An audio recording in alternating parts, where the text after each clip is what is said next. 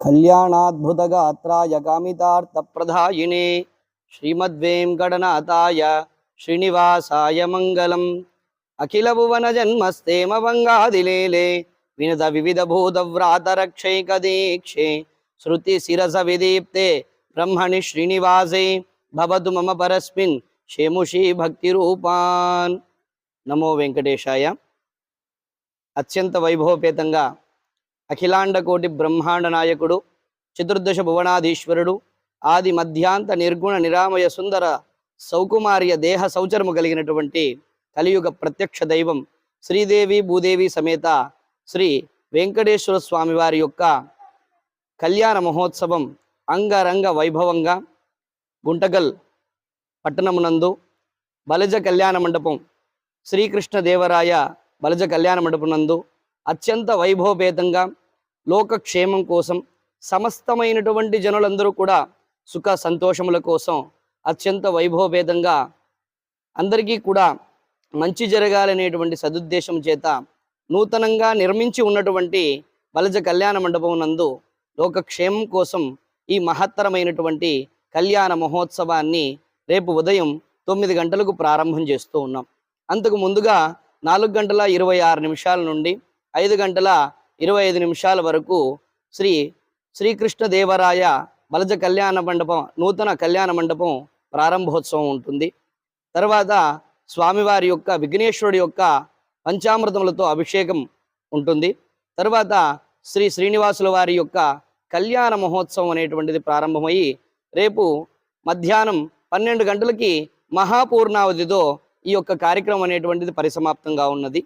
కావున భక్తాదులందరూ కూడా, సమస్తమైనటువంటి గ్రామస్తులందరూ కూడా స్వామివారి యొక్క కళ్యాణ మహోత్సవాన్ని వీక్షించి దేవదేవుడి యొక్క కృపా కటాక్షాన్ని పొందవలసిందిగా కోరుతూ ఉన్నాం.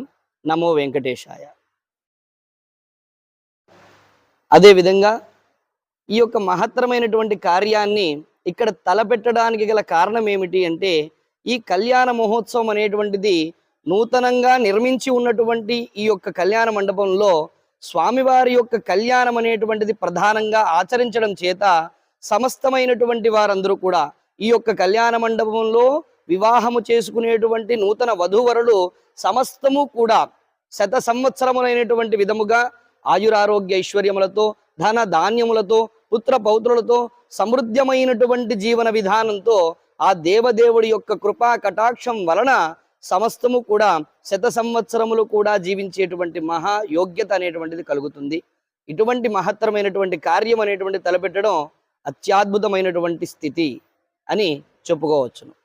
ముఖ్యంగా ఈ యొక్క కళ్యాణ మండపంలో అత్యంత ప్రాధాన్యమైనటువంటి స్థితి ఏమిటి అంటే, ఇంత విశాలమైనటువంటి స్థితి కలిగినటువంటి ఈ కళ్యాణ మండపం ఈ యొక్క గ్రామంలో ప్రధానమైనటువంటి ఈ యొక్క స్థితిలో ఉన్నటువంటిది ఈ కళ్యాణ మండపం. అంటే ఈ యొక్క గ్రామానికి మధ్య భాగంలో ఇంత విశాలమైనటువంటి స్థితితో అత్యంత ప్రాధాన్యమైనటువంటి ఈ కళ్యాణ మండపంలో వివాహం జరిపించుకునేటువంటి నూతన వరులకు ప్రధానముగా విఘ్నేశ్వరుడి యొక్క అనుగ్రహం అనేటువంటిది కలుగుతుంది. కనుక విశేషంగా విజయ గణపతి స్వామి వారి యొక్క నూతనమైనటువంటి ప్రతిష్టా మహోత్సవం కూడా జరిగింది. నూతన వధూవరులు ఎక్కడికో దేవాలయానికి వెళ్ళి దర్శించుకోవాల్సినటువంటి అవసరం ఎక్కడా కూడా ఉండదు. ఈ యొక్క కళ్యాణ మండపంలోనే విశేషంగా విజయ గణపతి యొక్క విఘ్నేశ్వరుడి యొక్క ప్రతిష్ట అనేటువంటిది జరిగింది. కనుక అందరూ కూడా నూతనమైనటువంటి వరులందరూ కూడా ఆ విఘ్నేశ్వరుని తొలిగా దర్శనం చేసుకొని సమస్తమైనటువంటి విఘ్నాలని కూడా తొలగించేటువంటి వాడు విఘ్నేశ్వరుడు. కనుక అటువంటి విఘ్నేశ్వరుడు కూడా ఈ యొక్క మండపంలో ఉండడం అనేటువంటిది అత్యంత విశిష్టత కలిగినటువంటిది. ఈ యొక్క కళ్యాణ మండపం చాలా విశాలంగా అద్భుతమైనటువంటి కళ్యాణ మండపం మన గ్రామంలో ఉండడం అనేటువంటిది చాలా విశేషం అనేటువంటిది కూడా మనం చక్కగా చెప్పుకోవచ్చునండి.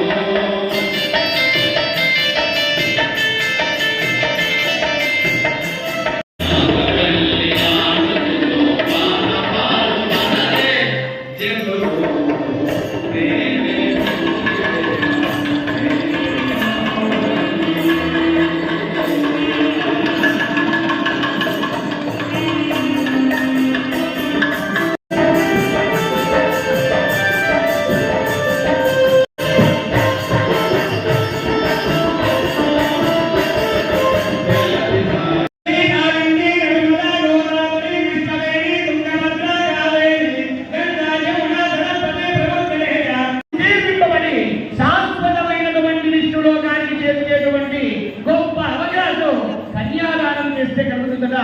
అంతేకాదుగా మహాయజ్ఞాలు చేసినటువంటి పుణ్య ఫలితం కూడా కలుగుతుంది కదా. ఏమిటా మహాయజ్ఞాలు?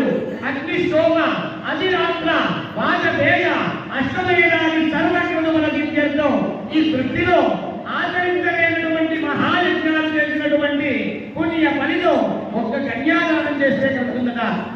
మరి సామాన్యుల యొక్క కన్యాదానం చేస్తేనే అంతటి ఫలితం కలిగితే సమస్త లోకాన్ని పాలించేటువంటి దేవాది దేవతామూర్తులైనటువంటి సమస్త శివులకి కూడా ప్రత్యాదానంగా కలిగినటువంటి మహాలక్ష్మిని అటువంటి కన్యాదానం చేశాం.